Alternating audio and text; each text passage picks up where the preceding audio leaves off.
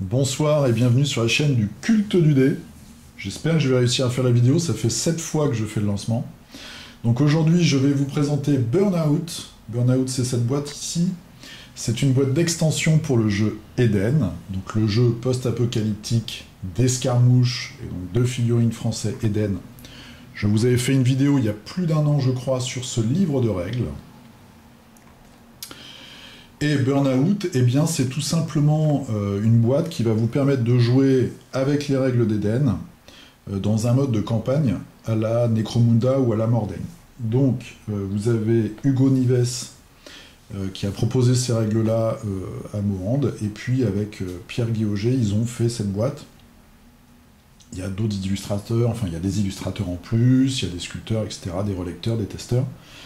Et ils ont réussi donc à sortir ce Kickstarter qui est arrivé à peu près dans les temps, là, avec quelques mois de retard, mais rien de catastrophique.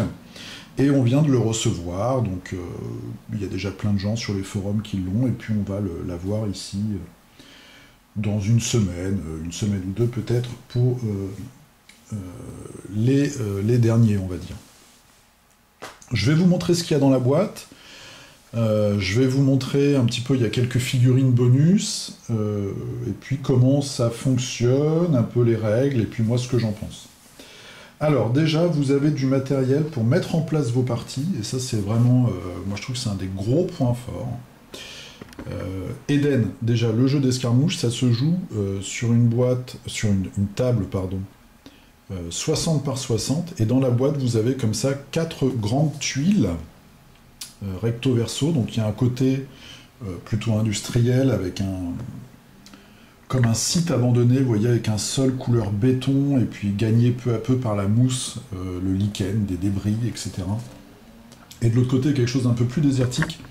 Donc vous avez 4 grandes tuiles comme ça qui vous permettent, et ça c'est, je vais vous dire, c'est vraiment moi ce qui me plaît presque le plus dans cette boîte, c'est que par exemple si vous commencez le jeu Eden, bah déjà avec cette boîte là vous avez une surface de jeu, ça vous évite de jouer sur la nappe du salon avec des petits hippocampes ou des tournesols ou un drap, enfin bon voilà, hein, on connaît ça quand on commence tout juste les jeux de figurines. Là déjà avec ces 4 grandes tuiles vous avez de quoi vous faire une surface de jeu pour Eden, ou évidemment je vais pas vous mettre ça trop de travers, pour Burnout. Ensuite, vous avez des planches de pions, hein, il y a tout un tas de pions comme ça, je vous montre un peu la tranche, c'est du carton, alors il faudra bien le mettre au sec, mais sinon c'est du gros carton assez solide. Tout un tas de marqueurs pour les scénarios, et puis au fur et à mesure, il y a certains marqueurs qui existent sous forme de figurines, et puis d'autres, ce seraient des petits décors à se fabriquer soi-même. En tout cas, pour commencer, vous avez vraiment tout ce qu'il faut, et je trouve que c'est un des gros points forts de cette boîte, c'est qu'avec cette boîte-là, eh bien, vous avez plein d'éléments qui vous permettent de commencer dans de bonnes conditions, et notamment cette planche-là, qui est une planche de grand gabarit, d'éléments de décor. Vous voyez, donc là, par exemple, on a une antenne. Donc il y a un côté avec le sol un peu comme ça, couleur ciment, et puis l'autre c'est pour la face désertique, un camion, une voiture. Donc ça vous permet déjà d'avoir, dès le début, une surface de jeu illustrée, qui est vraiment dans l'ambiance, plus des gabarits pour vous faire les premiers obstacles. Et après vous avez des planches de bâtiment, comme ça, donc dans la boîte vous aurez 2 planches je pense, et puis il y avait un bonus Kickstarter qui nous permettait d'avoir 2 planches supplémentaires, donc ça fait 4 bâtiments. J'en ai monté un. Alors il y a peut-être un truc que j'ai pas compris, voilà, je vais vous montrer ça tout de suite. Donc très bien illustré, vraiment c'est de la qualité. Je vous avais montré il y a quelques temps la boîte pour Batman, le jeu Batman, c'était quoi? Suicide Squad. Il y avait des bâtiments en carton dedans qui ressemblent à ça. Oui. Là, le carton est encore plus épais. Donc ça, c'est très bien. Voilà, c'est ça se clipse en gros. Alors il y a un truc, c'est juste les échelles. Il y a plein d'échelles. Je suis pas sûr de les avoir bien montées. Alors il faut regarder, je pense, sur les vidéos de Pierre des dingues de jeu pour voir dans quel sens il faut mettre ce petit truc là. Moi le conseil que je vous donnerais à la limite, alors, il faut regarder les vidéos, mais c'est de monter le bâtiment et de ne pas enlever les trucs là, de juste faire enlever les trous pour mettre les sols. Et après, à la limite, bah, vous posez les échelles comme ça, et c'est tout à fait suffisant. Peut-être un truc qui m'a échappé, hein. En tout cas, c'est très bien illustré, c'est assez c'est solide, tout court, on peut mettre ses figurines dessus. Il n'y a pas de souci là-dessus. Donc ça, c'est le matériel, on va dire, pour le décor, et je trouve ça vraiment bien parce qu'avec cette boîte-là, ça permet d'avoir sa première table de jeu, on va dire. Même en dehors du système Burnout, si vous voulez vous mettre à Eden, avec un pod, vous achetez chacun un starter par exemple, vous achetez cette boîte-là, et vous avez déjà de quoi vous faire une table qui ressemble à quelque chose. Moi, quand j'avais commencé à jouer il y a très longtemps au jeu d'escarmouche, je jouais sur la nappe, les montagnes c'était des bouquins, les tours c'était des bouteilles. Là, on a tout en un. Voilà, tout est prêt. Ça, c'est vraiment chouette. Alors, au niveau... Je vais vous montrer les figurines à la fin. Au niveau des règles. Donc, ça se joue avec les règles du jeu Eden. Voilà, donc avec des fiches... des figurines et des fiches de personnages comme ça. Donc, les règles, vous les avez soit dans le bouquin, donc le gros bouquin que je vous avais présenté, ou alors vous pouvez les télécharger gratuitement sur le net. Et dans les starters, normalement, vous avez aussi des petits fascicules. J'en ai pas sous la main, mais vous avez des petits fascicules qui, je crois, encore maintenant, résument les règles. Mais sinon, vous pouvez tout télécharger. Vous pouvez même télécharger, en fait, les fiches comme ça de perso, pour voir avant d'acheter une figurine, si vous vous dites, tiens, celui-là, il a des caractéristiques et des capacités qui m'intéressent. Ça m'intéresse bien que ce soit ma prochaine acquisition pour le mettre dans ma bande. Donc, vous jouez avec les règles d'Eden, et vous avez le fascicule pour Burnout, règles et campagne, qui est très bien fait, qui est très bien illustré. Donc on nous explique que là on va aller dans les Flandres, en fait, où il y a un grand complexe industriel, et puis toutes les bandes vont se taper dessus joyeusement pour prendre toutes les ressources, tout simplement, puisque c'est post-apocalyptique. On vous explique comment faire une campagne. Donc vous allez décider avec vos amis ou votre ami du nombre de matchs en fait que vous allez disputer. Et puis vous allez après constituer votre QG. Alors avec ces fiches qui sont très très simples comme ça. Mais c'est la force de ce système, je trouve, que moi j'avais pas vraiment regardé en fait avant de Kickstarter. C'est très simple, mais c'est très riche. Je m'explique. En fait, par exemple, moi j'ai ma bande. Une bande à Eden, c'est 100 points. Évidemment, ça c'est que mes figurines peintes donc pour l'ISC, les robots japonisants. J'ai 200, j'ai regardé tout à l'heure, je dois avoir 230 points en fait de cette faction-là. Il faut se mettre d'accord évidemment pour avoir une certaine égalité avec ses partenaires de jeu, mais par exemple je peux sélectionner là-dedans, je vais sélectionner 200 points de figurines, et c'est les figurines qui vont constituer mon QG. Quand on va se lancer dans un affrontement, je vais pouvoir décider pour cet affrontement-là, si c'est le premier, par exemple, je vais mettre sur la table, je vais mettre 130 points de figurines. Mon adversaire, admettons qu'il commence le jeu, ou lui, bon voilà, il décide de préserver peut-être ses personnages, j'en sais rien, il veut mettre que 100 points. Donc on a une différence de 30 entre nous deux. Donc déjà, il y a des points de victoire, évidemment, pour gagner les missions. Il va avoir 30 points de victoire d'avance sur moi, que je vais devoir rattraper. Mais comme j'ai plus de personnages, ça devrait le faire. Et en plus, pour compenser tout ça, on a un gros deck de cartes, qui va être le deck d'artefacts. Et ça va permettre de combler cette différence. Donc vous voyez, les cartes, elles ont des valeurs. Il y a 5, 10, 15, 20, 25, les plus chères. Et mon adversaire, admettons, il a, donc j'ai oublié déjà ce que je vous ai dit, admettons qu'il ait 30 points de retard sur moi. Et il va décider du nombre d'artefacts qu'il va prendre. Il va dire, par exemple, je vais prendre un artefact de 10 points et un artefact de 20 points. Donc ce qui va se passer, c'est qu'on va prendre les cartes de 10. Voilà. Et il va en tirer une au hasard.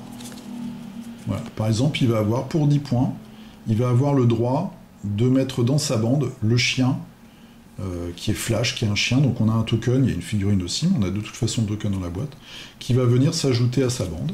Donc ça va faire 10 points. Et on va faire la même chose avec les cartes de 20 points. 20 points. Voilà. Hop là, 20 points. Et il va tirer au hasard une carte de 20 points. Donc là, on a zone boueuse, par exemple. Avant le déploiement, placez un décor zone boueuse d'une taille équivalente à celle d'une carte de jeu sur le terrain. Ce décor est doté de la règle obstruction 2 et occupation.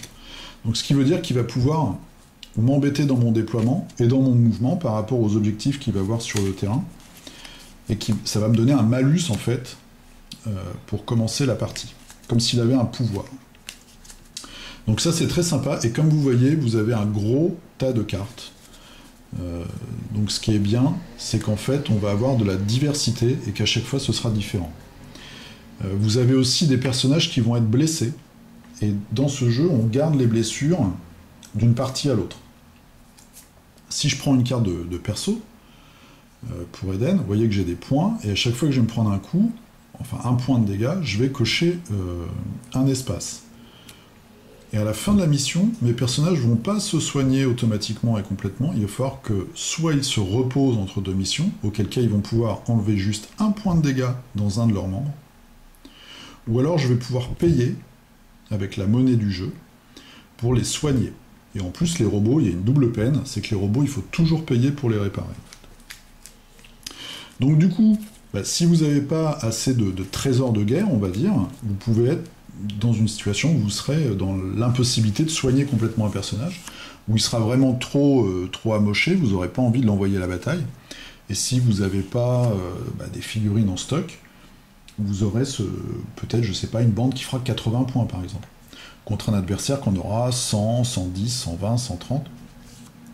Donc du coup, on fera appel à ces fameuses cartes artefacts, et au handicap de points de victoire.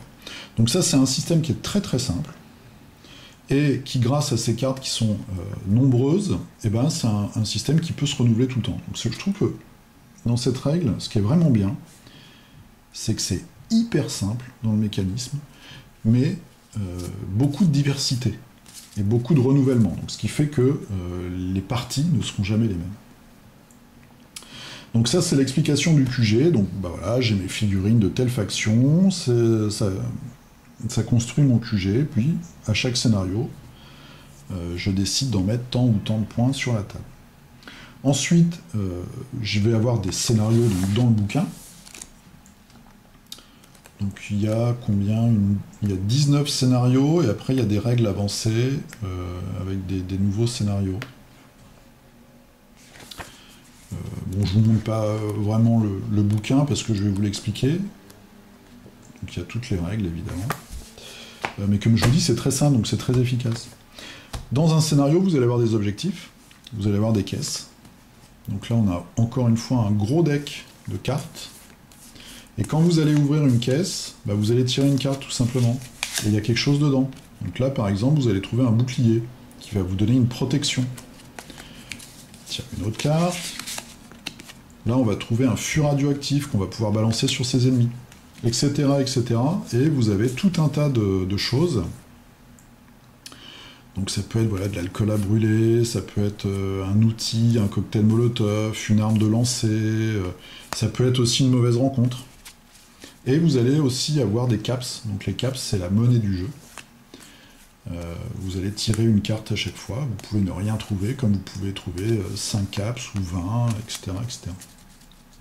Donc ça, pareil, vu la taille du deck des caisses, toujours de la surprise dans ce qu'on trouve. L'argent va vous servir à deux choses. Principalement, soigner vos personnages et acheter des personnages. Sachant que les personnages vont quand même coûter cher parce que le coût d'un personnage, c'est 10 fois son coût en points. Donc là, bon, ça c'est mon perso le plus cher à 35, mais ça fait 350. Les moins chers, ils sont à 10. Il y en a quelques-uns à 5, mais ils sont très rares. Sinon, on va dire que la moyenne c'est 20-25. Vous allez aussi avoir de la météo. Donc ça c'est très sympa. On a un beau deck comme ça de météo. Et donc là c'est pareil. C'est une option, mais au début d'une mission, vous pouvez tirer une carte météo. Et vous allez avoir un truc qui va se passer, un événement. Chaque combattant possédant au moins un équipement technologique gagne immédiatement un point de brûlure. Voilà, une onde EM, électromagnétique, qui fait court-circuiter vos armes technologiques. Une trouvaille, chaque combattant libre effectue un test de psy d'une difficulté de 6. Si vous avez au moins une réussite, on pioche une carte CAPS, bon, etc., etc.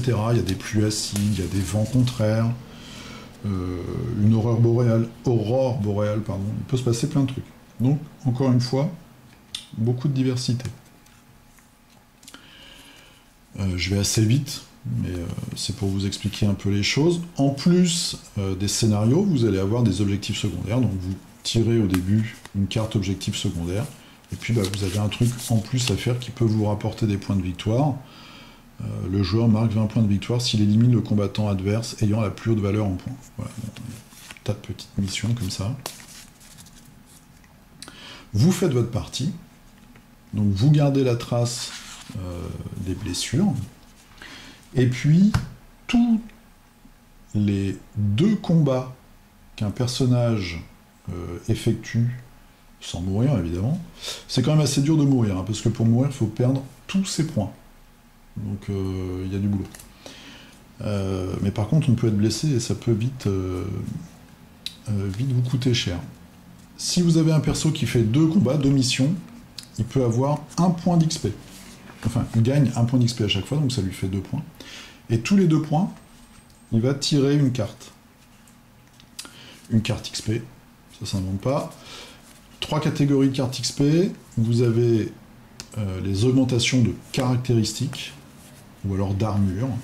Voilà, donc c'est des cartes jaunes, il y a toujours tout le temps des illustrations. Vous avez des nouvelles capacités.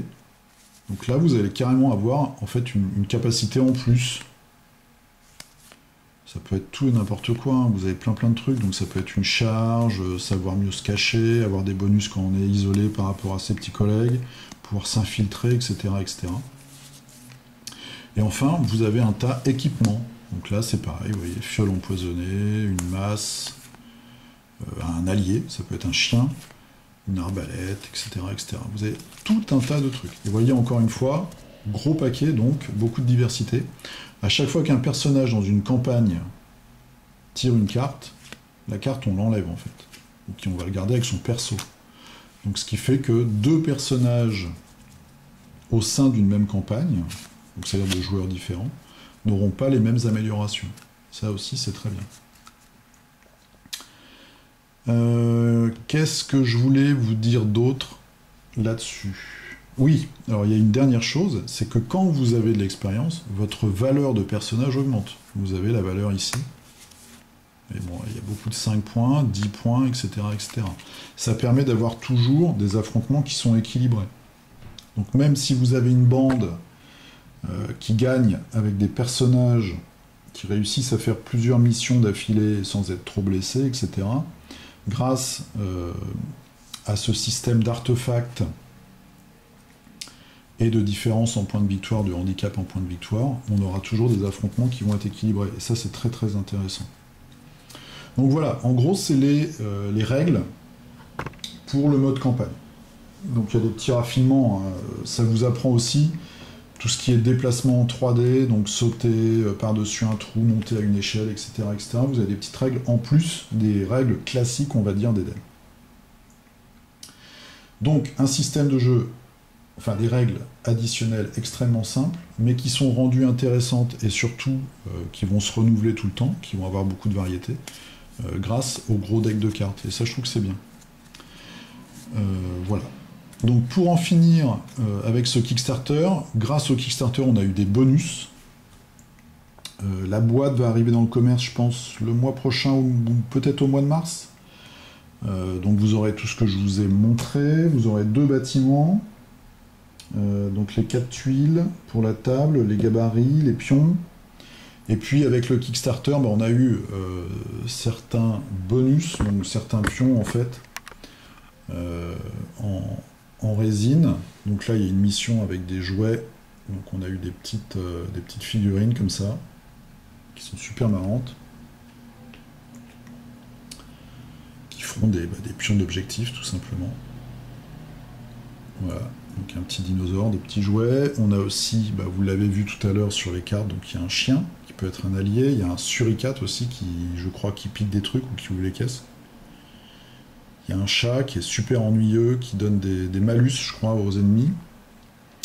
Et puis on a débloqué, hop là, il y avait 2 figurines pour le KS. Donc Matt Donna, une Mad Max féminine. Alors le seul truc, c'est qu'elle est hyper grande par rapport aux autres figurines de la gamme. Mais bon, comme c'est du post-apocalyptique, hein, c'est dans des centaines d'années, c'est le côté un peu Ken le survivant. Et puis on a une autre figurine, c'est une sœur. Donc vous pouvez regarder, je suis sûr que soit sur la chaîne de Monde Art, ou sur la chaîne de Pierre, les dingues de jeu, vous aurez ces figurines-là en version peinte, sous peu. Et puis moi j'avais pris la figurine, alors, comment il s'appelle? Il s'appelle le Serial Kyuubi. Donc c'est un mercenaire. Donc c'est une espèce de renard robotisé. Hop là.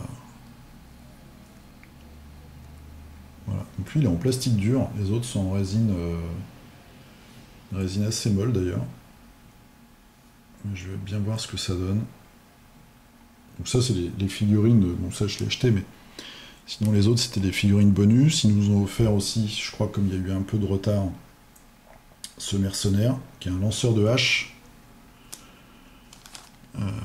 Et puis voilà, on a aussi des petits lapins, c'est des lapins bombes en fait, c'est aussi des objets pour certaines qu'on peut trouver dans les caisses je pense, ou peut-être en artefact. Je suis déjà à 22 minutes, je parle beaucoup, j'espère que j'ai été assez net et assez clair. Donc je trouve que c'est une très bonne boîte qui s'adresse soit aux gens qui jouent à Eden et qui ont envie de passer au mode campagne. Ce qui est bien dans ce jeu-là, et dans cette boîte, c'est que vous avez vraiment tout pour jouer. Et en plus, ils ont trouvé un système avec l'expérience, il y a beaucoup de cartes, donc c'est toujours, chaque partie sera différente, chaque campagne sera différente, parce que vous allez tirer des bonus différents. Il y a la météo qui va changer les parties, vous allez voir les objectifs secondaires. Il y a de quoi jouer des centaines d'heures, en fait. Et ça, c'est vraiment bien. Il n'y a pas besoin d'acheter tout un tas de trucs. Vous achetez vos figurines, vous avez votre starter. Et même si vous voulez commencer à jouer à Eden, moi je trouve que cette boîte elle est parfaite parce qu'elle vous procure tout ce qu'il faut pour jouer dans de bonnes conditions et avoir... moi j'aurais eu ça, voilà, quand j'ai commencé les jeux de filles, j'aurais été super content quoi. Parce que j'avais une belle table, déjà un sol, déjà des petits gabarits d'obstacles, 2-3 bâtiments, c'est impeccable. Et puis après au fur et à mesure, vous pourrez toujours acheter d'autres figurines et puis fabriquer vos décors. Voilà, donc dernière chose à noter, vous allez sur la chaîne Les Dingues de Jeu, ils ont fait l'annonce de la campagne mondiale, attention, hein, la prochaine elle sera interplanétaire, de Burnout. Donc moi je vous ferai bientôt une vidéo sur ma bande, parce qu'il faut présenter une bande de 200 points, et puis je vais essayer de motiver mon ami Gilles, qui se reconnaîtra pour qu'on puisse faire des parties ensemble avec ces Akashi que je connais pas du tout en plus comme faction. Donc voilà, n'hésitez pas à aller sur la chaîne des Dingues de Jeu, sur la chaîne de Monde Art pour voir un petit peu tout ça peint, et puis en situation. Moi je vous dis à très bientôt, prenez bien soin de vous, jouez bien, à plus, salut!